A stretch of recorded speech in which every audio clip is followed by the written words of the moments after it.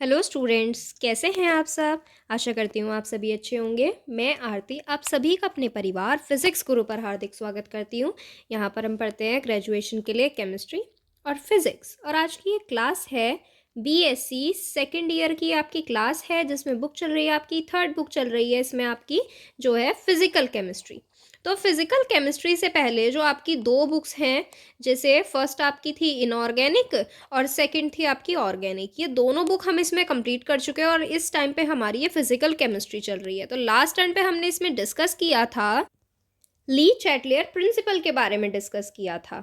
और अब हम इसमें आगे आज हम बात करने वाले हैं फेज रूल के बारे में। तो फेज रूल क्या कहता है, फेज रूल क्या है, किसको लेकर आया, आज हम इसके बारे में डिस्कस करेंगे। तो आज का टॉपिक है फेज रूल।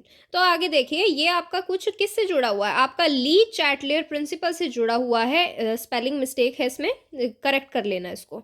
तो इसमें देखो, अब जो आपका ली चैटलियर प्रिंसिपल है वो आपका सेटिस्फैक्ट्री रिजल्ट देता है इक्विलिब्रियम को लेकर। पर वो इक्विलिब्रियम कैसे इक्विलिब्रियम को लेकर देता है, होमोजीनियस इक्विलिब्रियम। होमोजीनियस इक्विलिब्रियम से क्या समझते हैं कि दोनों तरफ इक्विलिब्रियम क्या हो, समान हो। But in heterogeneous reaction Lee Chatelier principal can not explain all condition explain perfectly. मतलब क्या है इसमें कि ले चैटलियर ने क्या किया था, सिर्फ होमोजीनियस इक्वेशन को लेकर ही उसने इक्विलिब्रियम को एक्सप्लेन किया था, पर जो हेट्रोजीनस रिएक्शंस होती हैं उसको लेकर उन्होंने परफेक्टली एक्सप्लेन नहीं किया था इक्विलिब्रियम को लेकर। तो एक साइंटिस्ट हैं गिब्स हेल्मोंट्स ने फेज रूल दिया एक्सप्लेन करने के लिए हेट्रोजीनस इक्विलिब्रियम के बारे में।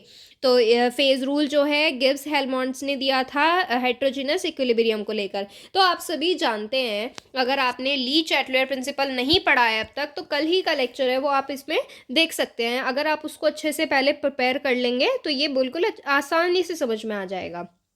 देखिए इसमें, ली Chatelier use the effect of temperature, pressure and concentration. Lee Chatelier ने इन तीनों किसके बारे में, इन तीनों पॉइंट्स को लेकर डिस्कस किया था इक्विलिब्रियम को लेकर, for equilibrium. But Gibbs rule में जो क्या लिया था, फेज लिया है उन्होंने, डिग्री ऑफ फ्रीडम लिया है, और उन्होंने क्या लिया है यहाँ पर, number of components are consider to define equilibrium. और ये फैक्टर आपके कुछ इस फॉर्मूले से रिलेट करते हैं। फॉर्मूला है आपका F is equal to C minus P plus to.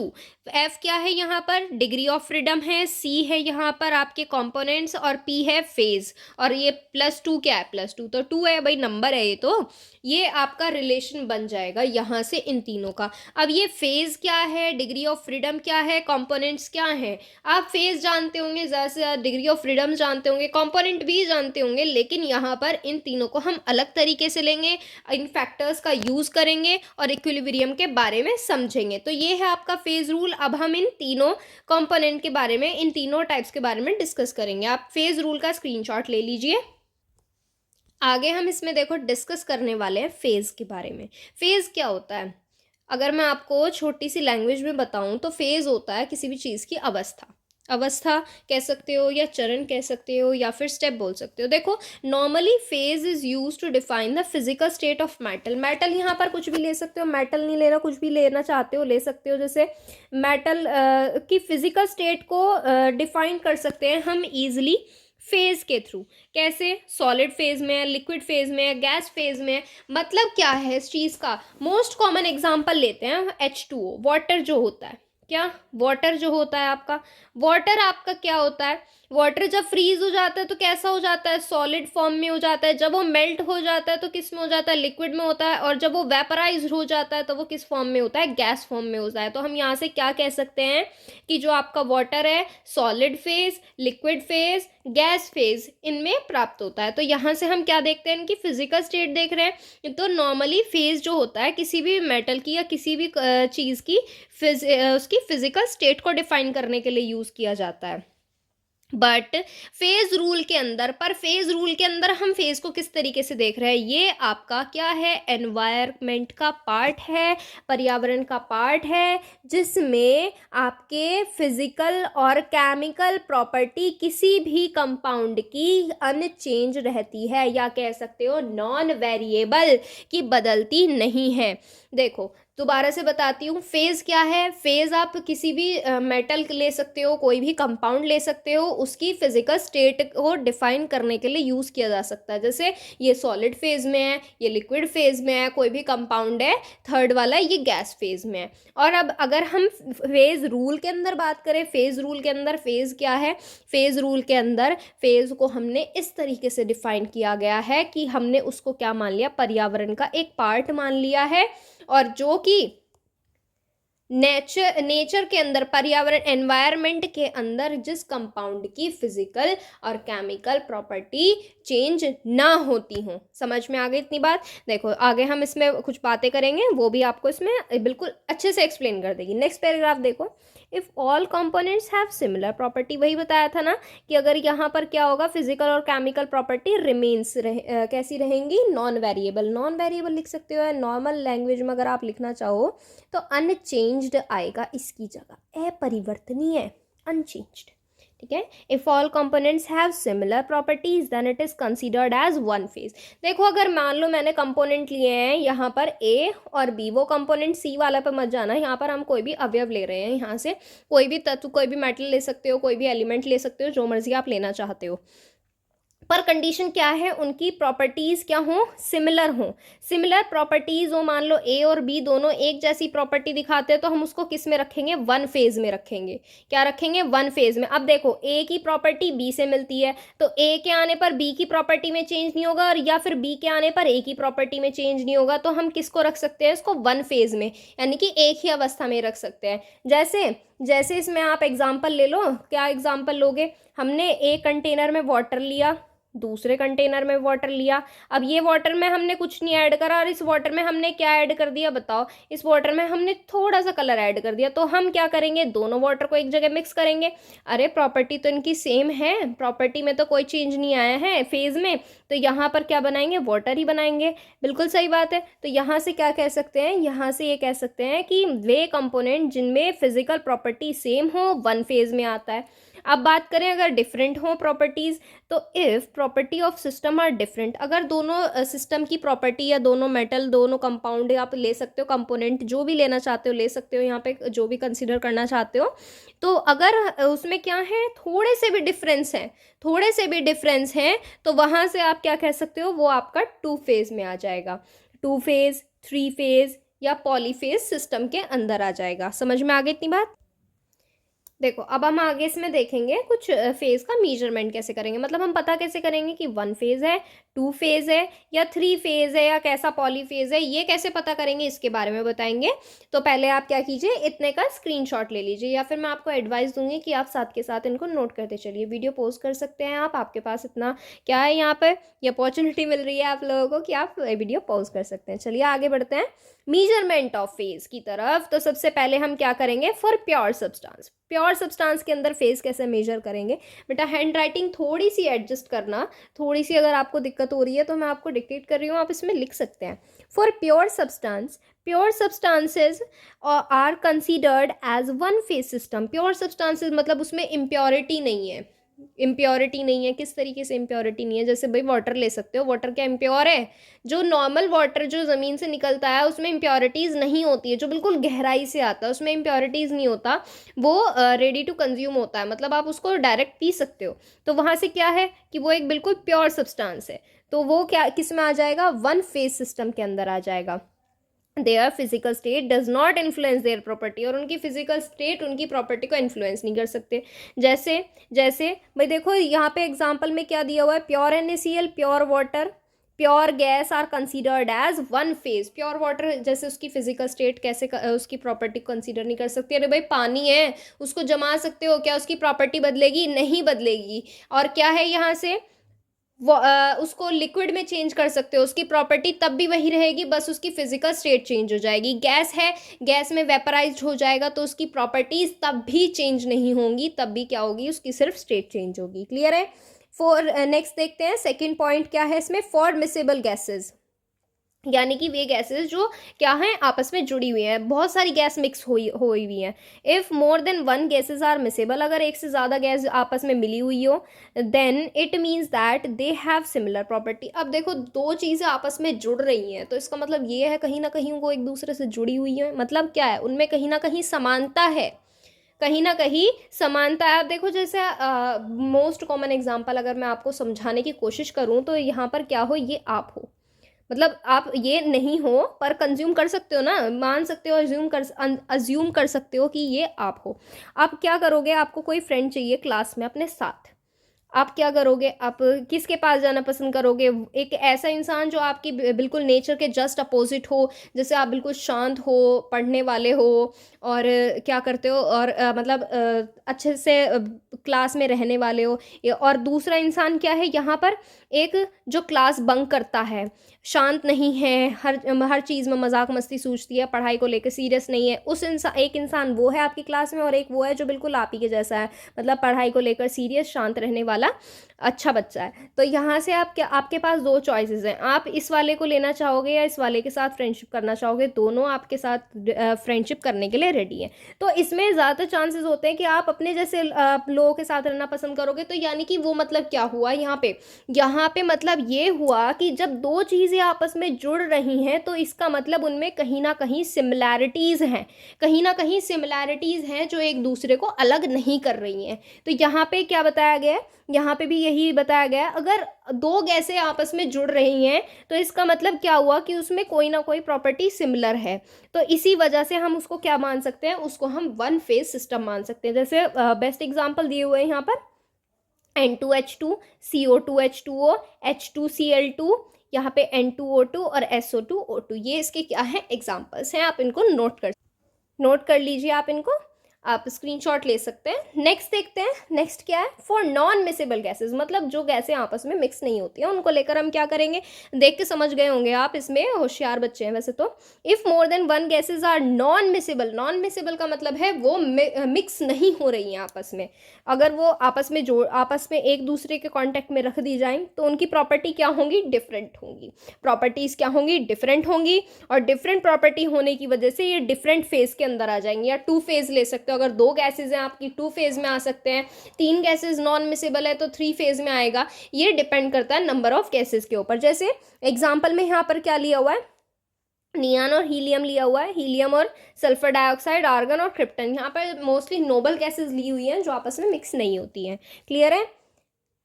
Next देखो इसमें, for miscible liquid, way liquid जो आपस में मिक्स हो जाते हो, इफ टू और more liquids are solvable in each other, एक दूसरे में घुल जाते हैं, तो इसका मतलब क्या हुआ, अभी मैंने आपको बताया था जब दो चीज़ें आपस में जुड़ रही हैं तो उसका मतलब क्या हुआ, उसमें कहीं ना कहीं सिमिलैरिटीज़ हैं, तो इसका मतलब उसमें भी क्या है, सिमिलर प्रॉपर्टीज़ हैं, तो वहाँ से फेज कौन सा हो जाएगा, वन फेज सिस्टम हो जाएगा।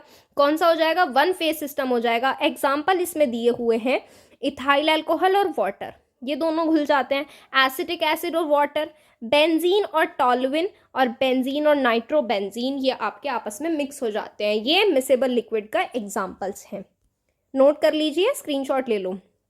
नेक्स्ट देखो fifth, for non miscible liquids, non miscible liquids में क्या है, मतलब वे लिक्विड जो आपस में नहीं घुलते हैं। इफ टू और more than liquids are not miscible in each other, non miscible in each other मतलब आपस में नहीं घुल रहे हैं, then it represent the difference in their property. अब छोटी सी एक चीज़ है, वही एग्जांपल अगर हम आपका और आपके फ्रेंड का ले लें, तो अगर आपका इंटरेक्शन किसी से अच्छा नहीं है, अब देखो हर क्लास में ऐसा होता है कि कोई ना कोई किसी ना किसी से हमारी अनबन रहती है, जैसे मान लो आप ही हो, आप क्लास में हो, एक है आपका बेस्ट फ्रेंड। तो इसमें बेस्ट फ्रेंड वाली बात क्या होती है, बेस्ट फ्रेंड, दोनों बेस्ट फ्रेंड आपस में मिलकर ना किसी थर्ड पर्सन की बुराई ज़रूर करते हैं।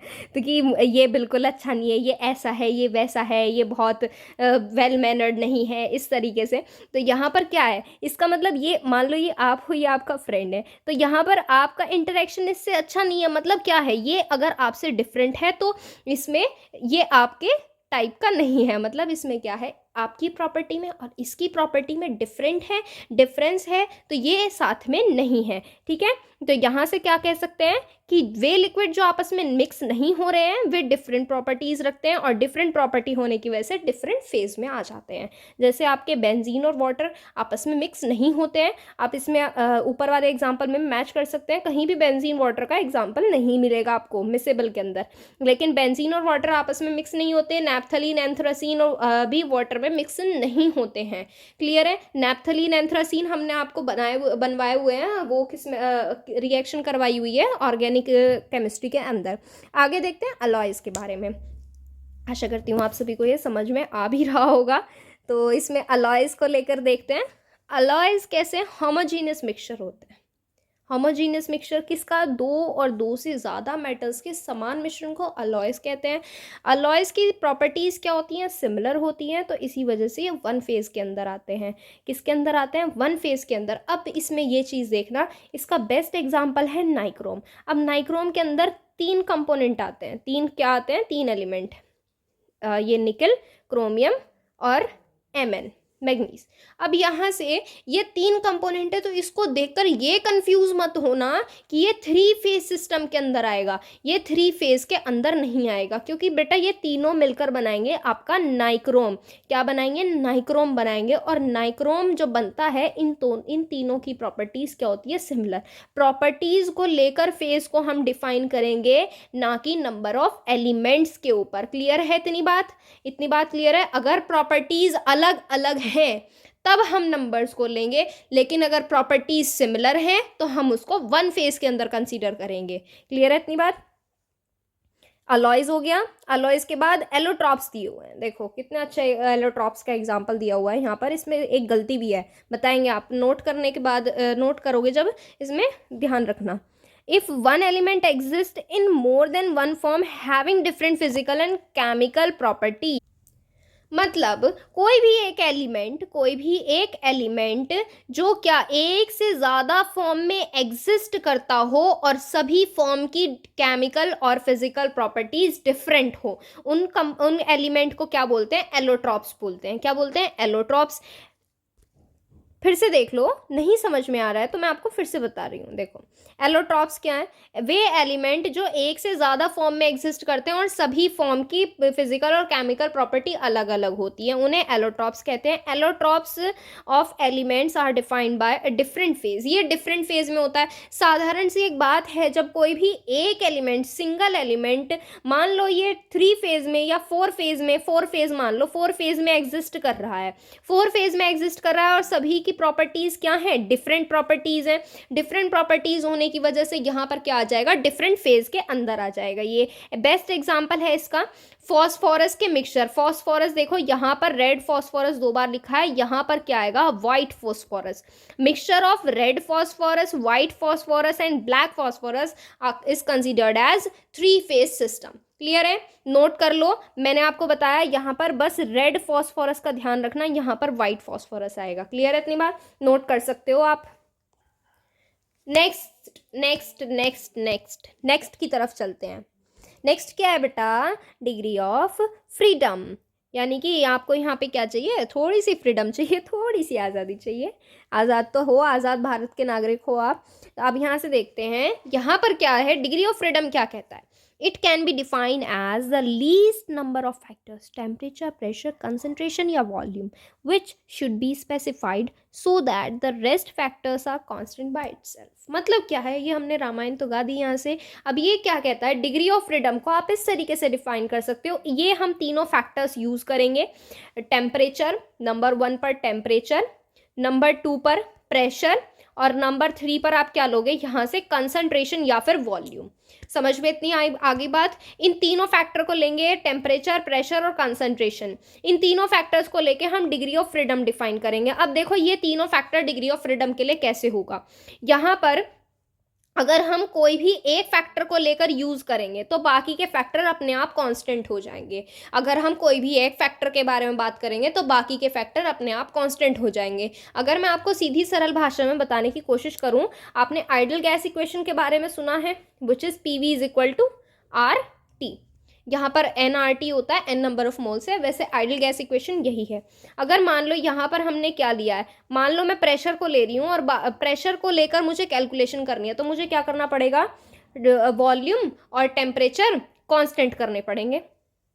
जब मैं इन दोनों को कांस्टेंट करूंगी तो ये क्या होगा, ये यहाँ से P जो है, प्रेशर जो है, डायरेक्टली प्रोपोर्शनल आ जाएगा R के, R which is already known as gas constant, which is a gas constant. R क्या है, गैस कांस्टेंट है पहले से। मतलब अगर हम किसी एक फैक्टर को लेकर करेंगे तो रेस्ट 2 फैक्टर्स जो होंगे अपने आप कांस्टेंट बन जाएंगे। यही कहता है डिग्री ऑफ फ्रीडम। अब डिग्री ऑफ फ्रीडम निकालेंगे कैसे, डिग्री ऑफ फ्रीडम निकालेंगे कैसे।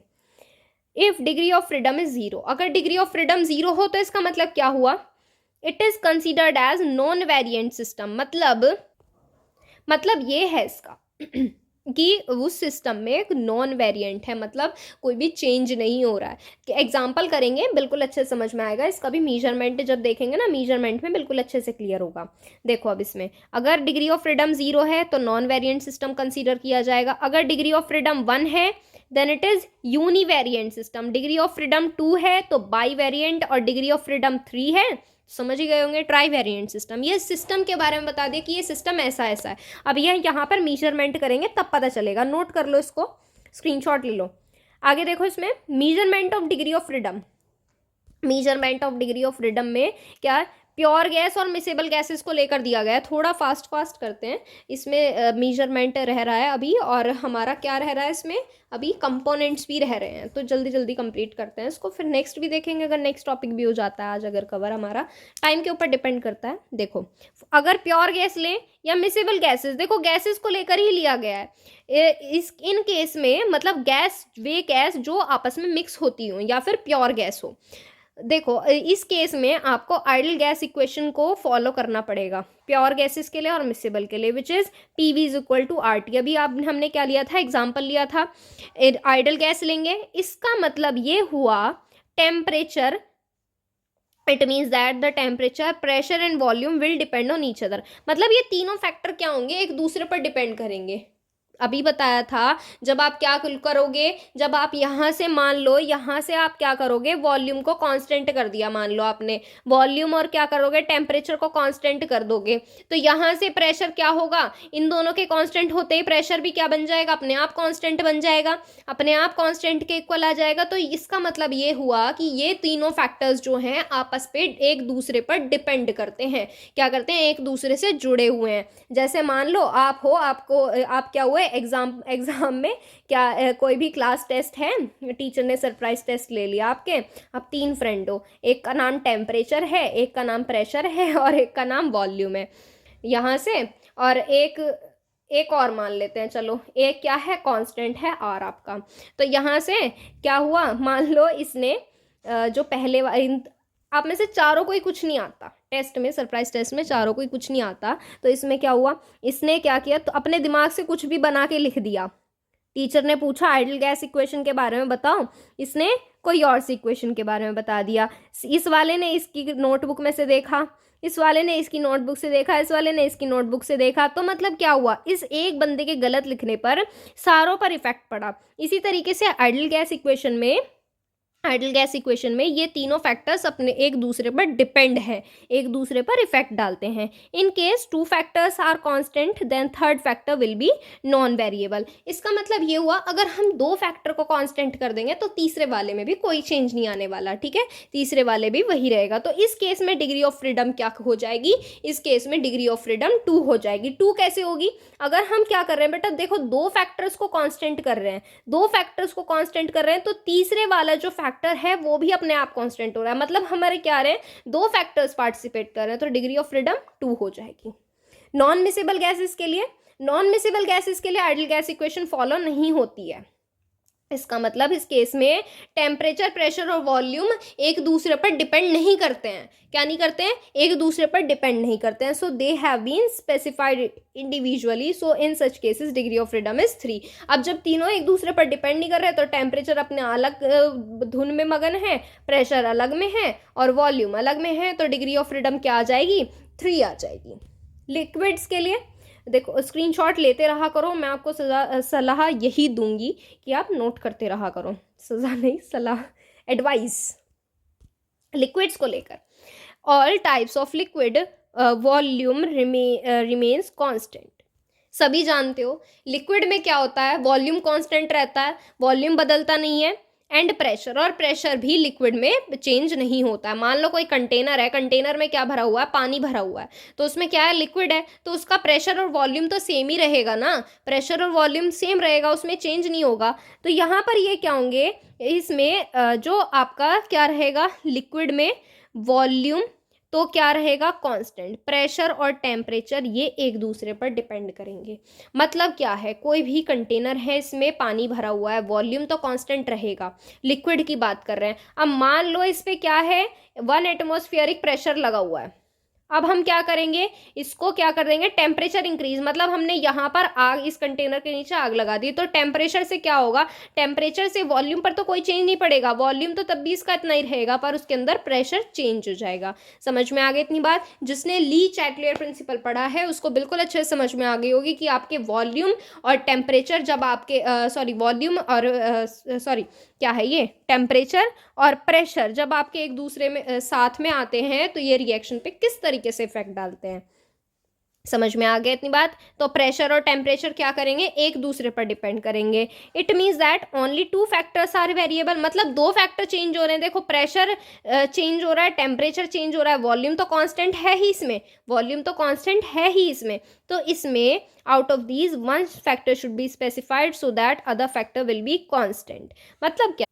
मतलब ये है कि एक फैक्टर के चेंज करने पर दूसरा फैक्टर अपने आप चेंज हो रहा है। तीसरा, वॉल्यूम को तो बाहर ही मान लो, वो तो कांस्टेंट है, उसमें कुछ नहीं होना। टेम्परेचर बढ़ाओगे, प्रेशर पर इफेक्ट डलेगा, टेम्परेचर घटाओगे, प्रेशर पर इफेक्ट डलेगा। तो इसका मतलब एक के चेंज करने पर दूसरा अपने आप चेंज हो रहा है, तो डिग्री ऑफ फ्रीडम क्या हो जाएगी?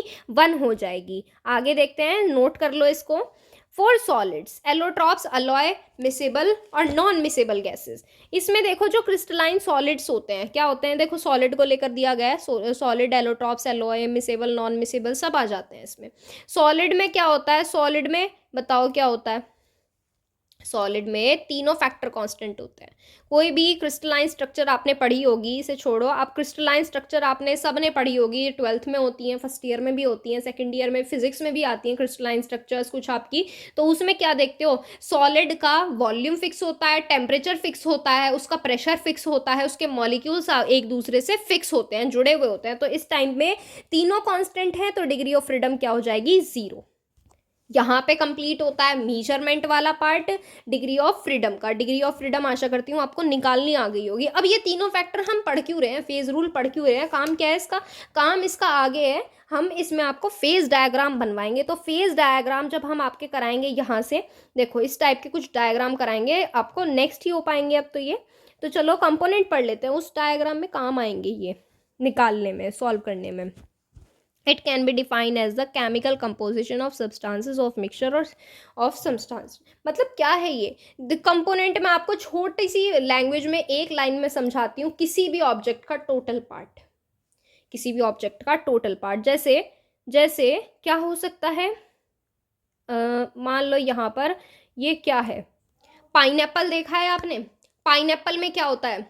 पाइनएप्पल में क्या होता है? बताओ क्या होता है? पाइनएप्पल, अनानास जो होता है, अनानास छोटी छोटी उससे मिलकर बना होता है, छोटी छोटी उससे। या फिर अनानास छोड़ो, ऑरेंज देखो, संतरा तो सबने देखा होगा, उसमें क्या होती है? ऑरेंज में स्लाइसेस होती हैं। अब पता नहीं संतरा ऐसे ही बनता है, कैसे बनता है, उसमें क्या होते हैं? स्लाइसेस होते हैं, अलग अलग बहुत सारे स्लाइसेस होते हैं जो एक दूसरे से जुड़े होते हैं। जब वे स्लाइसेस आपस में जुड़ जाते हैं और पूरा ऑरेंज बना लेते हैं, पूरा संतरा बना लेते हैं, इसी तरीके से आपके कंपोनेंट होते हैं। छोटे छोटे एलिमेंट एलिमेंट्स जो आपके मिलते हैं, वो जब एलिमेंट सारे आपस में मिल जाते हैं, एक दूसरे से बिल्कुल पूरी तरीके से जुड़ जाते हैं, पूरी संरचना बना लेते हैं, उसे कहते हैं कंपोनेंट। किसी भी ऑब्जेक्ट का टोटल पार्ट कंपोनेंट कहा जाता है। किसी भी केमिकल फॉर्मूला और केमिकल इक्वेशन से आप इसको क्या कर सकते हो, दिखा सकते हो। एग्जाम्पल देखते हैं, एग्जाम्पल इंपॉर्टेंट है इसमें, एग्जाम्पल से बिल्कुल अच्छे समझ में आ जाएगा, डेफिनेशन नोट कर लेना आप। एग्जाम्पल देखो, example number 1, sulphur exist in nature in 4 allotropic form. 4 allotropic form, जैसे आपका रोम्बिक सल्फर होता है, रोम्बिक सल्फर। सेकंड क्या होता है आपका, monoclinic sulphur, monoclinic sulphur. Third है आपका इसमें क्या, कोलाइडल सल्फर, कोलाइडल सल्फर। और है आपका एक मिल्क ऑफ सल्फर। ये क्या है, सल्फर के 4 कंपोनेंट्स है, 4 फॉर्म्स हैं, जिसमें आपकी जो है 4 एलोट्रॉपिक फॉर्म है सल्फर की।